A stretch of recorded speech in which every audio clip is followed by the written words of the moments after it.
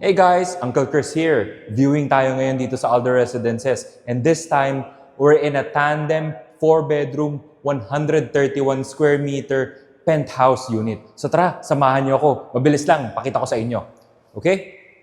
So as you can see here, this is the entryway for your unit and then may window agad dito. And then immediately on the right side, you have this very big, spacious kitchen with a lot of counter space and then a lot of walking space pa. So you can put a lot of things here, additional cabinets, your big size fridge, and then your oven and everything that you would need in your kitchen to do a very good cooking. And then sa kabilang side naman, you have here what is normally reserved as your, either it can be a storage or it can be your maid's room. And then meron din siyang bath or toilet and bath na attached na. So para magamit yon and hindi nyo i-share yung common toilet and bath nyo, which is here right now. And then immediately beside that is your drying area where you can put your washer and dryer. And then, andito tayo sa unang bedroom, which is very, very spacious. And ang ganda ng layout niya. And obviously, kita nyo naman, ang laki ng window natin.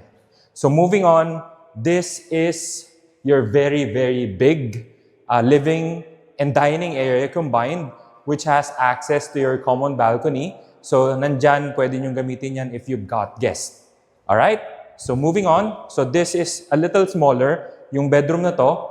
So, this can be your guest room or it can be your office. And then, immediately beside that is your master. And then, this area can be either a walk-in or a walk-through closet, which is connected to your ensuite toilet and bath.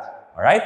And then, here is your very, very spacious master bedroom. And then as you can see, meron pa rin siyang balcony. And the good part about this balcony is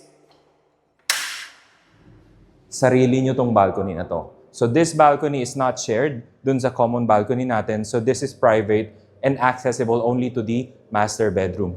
Alright? So to view this unit or any other bigger cut DMCI units that we have on any other property, message nyo lang ako. Mapapasok natin yan. So ano pang inaantay nyo guys? Message na. Alright? I'll see you soon. Bye!